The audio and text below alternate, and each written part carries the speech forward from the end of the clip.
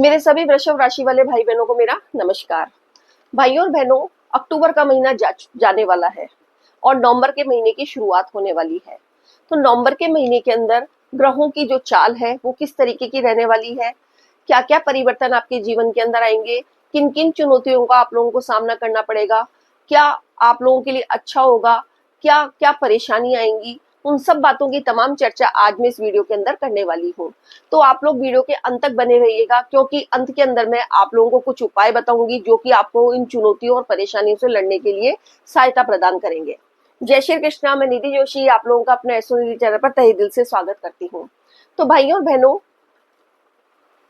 यह जो मेरा राशिफल है ये चंद्र राशि के ऊपर आधारित है। आप इसे लग्न से भी देख सकते हैं और बोलते नाम के आधार के ऊपर भी देख सकते हैं।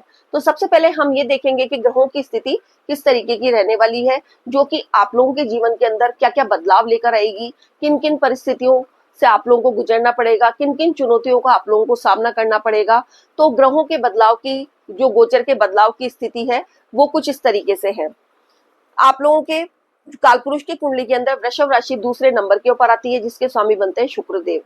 तो आपके जो लग्नेश है, जो लग्न के अधिपति हैं, वो आपके षष्ठ भाव के अंदर गोचर कर रहे हैं स्वराशि के होकर, और सूर्य भी उनके साथ युति बनाए हुए हैं अपनी नीच राशि के अंदर।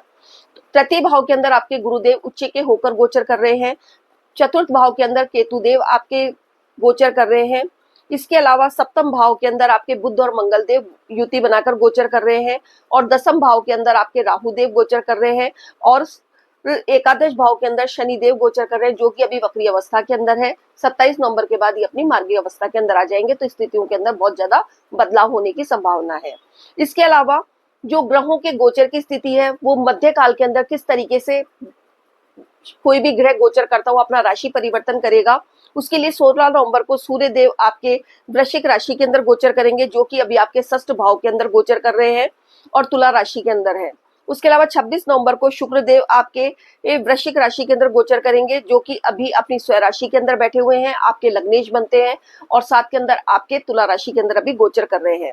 उसके बाद 23 नवंबर को बुध देव आपके तुला राशि के अंदर गोचर करेंगे, जो कि अभी आपके सप्तम भाव के अंदर बैठे हुए हैं। अपनी वक्री अवस्था के अंदर जब भी आ जाएंगे, तो वक्री अवस्था के अंदर कोई भी ग्रह एक घर पीछे आ जाता है, तो आपके जो बुध देव है वो 23 नवंबर के बाद आपके षष्ठ भाव के अंदर यानी कि तुला राशि के अंदर गोचर करेंगे।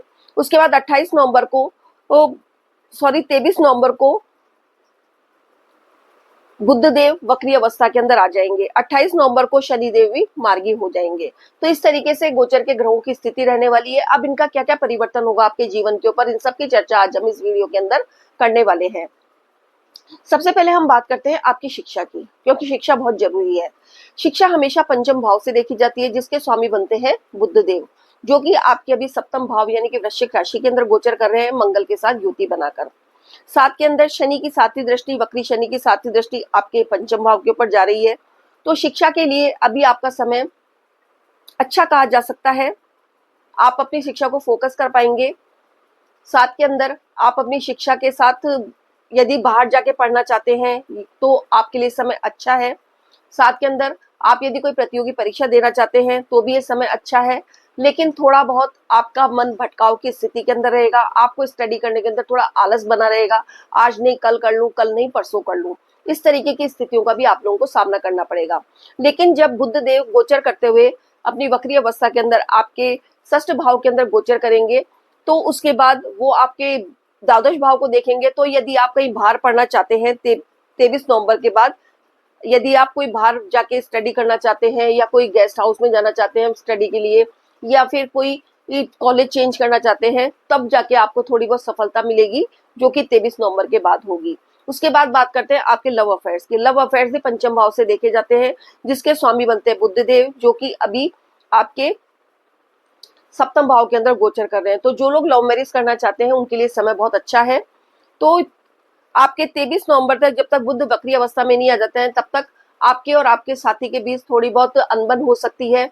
आप लोगों के बीच थोड़ी आर्ग्यूमेंट की स्थिति हो सकती है। आपके यदि किसी साथी ने आपको ब्लॉक कर दिया है, या फिर आप कि दोनों के बीच कांटेक्ट नहीं हो पा रहा है, मन मुटाव बना हुआ है, एक दूसरे के प्रति भ्रम की स्थिति बनी हुई है, गलत फहमियां बढ़ी हुई है, तो 23 नवंबर के बाद स्थितियों के अंदर सुधार आएगा, क्योंकि बुध देव शुक्र के साथ युति बनाएंगे और साथ के अंदर आप दोनों के बीच जो भी अब तक परेशानियां चली आ रही थी लव लाइफ को लेकर, वो सब धीरे धीरे खत्म होने लगेंगी। उसके बाद बात करते हैं आपके वैवाहिक जीवन की। वैवाहिक जीवन सप्तम भाव से देखा जाता है, जिसके स्वामी बनते हैं मंगल देव, जो कि आपके सप्तम भाव के अंदर ही बैठे हुए हैं बुध के साथ युति बनाकर। साथ के अंदर गुरु की 5वीं दृष्टि भी आपके सप्तम भाव के ऊपर जा रही है। तो आप लोगों का जो वैवाहिक जीवन है वो बहुत सुखमय होगा। आपके पार्टनर का और आपका दोनों का आपस में एक दूसरे के लिए बहुत ज्यादा सपोर्टिंग नेचर होगा। आप दोनों की अच्छी बनेगी। आप लोगों का जो वैवाहिक जीवन है वो सुखद रहेगा। साथ के अंदर यदि कोई पार्टनर आपका कोई काम कर रहा है तो आप उसको पूरा सपोर्ट करेंगे। तो वैवाहिक जीवन के अंदर कोई परेशानी नजर नहीं आ रही है। उसके बाद बात करते हैं आपके भाग्य की। भाग्य भाव हमेशा नवम भाव से देखा जाता है, जिसके स्वामी बनते हैं शनिदेव, जो कि आपके एकादश भाव के अंदर जाके बैठे हुए हैं और वक्री अवस्था के अंदर है। उसके बाद तो आपका करियर के स्वामी और भाग्य के स्वामी दोनों एक होने की वजह से वो आपके एकादश भाव के अंदर है, तो बहुत अच्छी स्थिति कही जा सकती है। साथ के अंदर आपके शनिदेव की जो तीसरी दृष्टि है वो लग्न के ऊपर भी जा रही है। तो आपको थोड़ा आपका भाग्य है वो पूरा पूरा साथ देगा, क्योंकि भाग्येश की तीसरी दृष्टि आपके लग्न के ऊपर जा रही है और आपके जो कि करियर के स्वामी भी यही बनते हैं, तो दोनों की दृष्टि आपकी लग्न के ऊपर जा रही है, जिसकी वजह से और मंगल की चौथी दृष्टि भी आपके करियर के भाव के ऊपर जा रही है। तो ये स्थिति अच्छी कही जा सकती है। आपका भाग्य आपका साथ देगा, भले ही धीरे दे, उसकी गति मंद हो, लेकिन आपका भाग्य आपका साथ देगा। आप जिस भी काम में हाथ डालेंगे आपका भाग्य आपका साथ देगा। उसके अलावा यदि आप लंबी दूरी की यात्राएं करना चाहते हैं, धार्मिक यात्राएं करना चाहते हैं, तो ये समय आप लोगों के लिए अच्छा कहा जा सकता है। और कोई बाहर जाके पढ़ाई करना चाहता है विदेश के अंदर, तो यह समय आप लोगों के लिए अच्छा है। उसके बाद बात करते हैं आपके करियर की। करियर हमेशा 10th हाउस से देखा जाता है, उसके स्वामी भी शनिदेव बनते हैं, जो कि आपके एकादश भाव के अंदर गोचर कर रहे हैं और अभी वक्री अवस्था के अंदर है। तो आपका करियर के अंदर ग्रोथ देखने को मिल सकती है। भाग्य आपका साथ देगा, करियर के अंदर आपको ग्रोथ मिलेगी। भले ही अभी उसकी जो गति है वो धीमी हो सकती है, लेकिन 27 नवंबर के बाद जब शनिदेव मार्गी हो जाएंगे तो आपको के यदि कोई इंक्रीमेंट रुका हुआ है उसके अंदर आपको सफलता मिलेगी। आपका प्रमोशन रुका हुआ है उसके अंदर आप लोगों को सफलता मिलेगी। इसके अलावा यदि आप अपनी जॉब परिवर्तित करना चाहते हैं, कोई अच्छी जॉब के अंदर जाना चाहते हैं, तो 27 नवंबर के बाद योग बनने शुरू हो जाएंगे, क्योंकि शनिदेव मार्गी हो जाएंगे और जो आपके करियर के ग्रोथ के अंदर कोई परेशानियां आ रही हैं अब तक, उन सब की आपके समाप्ति होने के योग बन जाएंगे। उसके अलावा राहु देव आपके 10th भाव के अंदर बैठे हुए हैं, तो आप बहुत स्मार्ट वर्क करते होंगे। आप कोई भी काम जल्दबाजी से निपटाना चाहते होंगे। साथ के अंदर आपको कभी शॉर्टकट का सहारा भी लेना पड़ता होगा। आप नए नए प्रोजेक्ट बना के तैयार करते होंगे, क्योंकि राहु एआई का कारक ग्रह माना जाता है। तो आप एआई के माध्यम से या कोई भी टेक्नोलॉजी के माध्यम से नए नए प्लान कर रहे होंगे अपने कार्य क्षेत्र में आगे बढ़ने के लिए, उसके अंदर आप लोगों को सफलता मिलेगी। और मंगल की चौथी दृष्टि भी आपके करियर के भाव के ऊपर जाएगी, तो आप अपने करियर को लेकर बहुत ज्यादा एनर्जिक रहेंगे। आप अपने काम को बहुत जल्दबाजी से करना चाहेंगे, लेकिन थोड़ी सी आपको जल्दबाजी कम करनी है और स्मार्ट वर्क करना है, लेकिन जल्दबाजी से नहीं और पूरी ईमानदारी के साथ करना है। इस बात का आप लोगों को विशेष तौर के ऊपर ध्यान रखना है, क्योंकि राहु आपको जल्दबाज और साथ में शॉर्टकट में काम करने के लिए प्रेरित करेंगे, लेकिन आप लोगों को स्मार्ट वर्क करना है, लेकिन जल्दबाजी नहीं करनी है और कोई शॉर्टकट का रास्ता नहीं अपनाना है। पूरी ईमानदारी और मेहनत के साथ अपने करियर को आगे बढ़ाने में सहायक होना चाहिए। उसके बाद बात करते हैं आपके व्यापार की। व्यापार हमेशा सप्तम भाव से देखा जाता है, जिसके स्वामी बनते हैं मंगल देव, जो कि आपके सप्तम भाव के अंदर ही गोचर करे हुए हैं और एक मजबूत स्थिति के अंदर है। तो अब बुध भी वहां बैठे हुए हैं, तो आपके व्यापार की स्थिति बहुत सर्वश्रेष्ठ कही जा सकती है। आपके व्यापार से आपकी जो फाइनेंशियली स्थिति है वो बहुत अच्छी होगी। आपको धन की प्राप्ति होगी। आप कोई नया प्रोजेक्ट वगैरह बनाने की सोच रहे हैं, कोई बड़ा इन्वेस्ट करने की सोच रहे हैं, तो इस समय आप लोगों के लिए बहुत अच्छा कहा जा सकता है। और इस तरह से ग्रहों के गोचर की स्थिति आप लोगों के जीवन के अंदर ये सब बदलाव लेकर आने वाली है।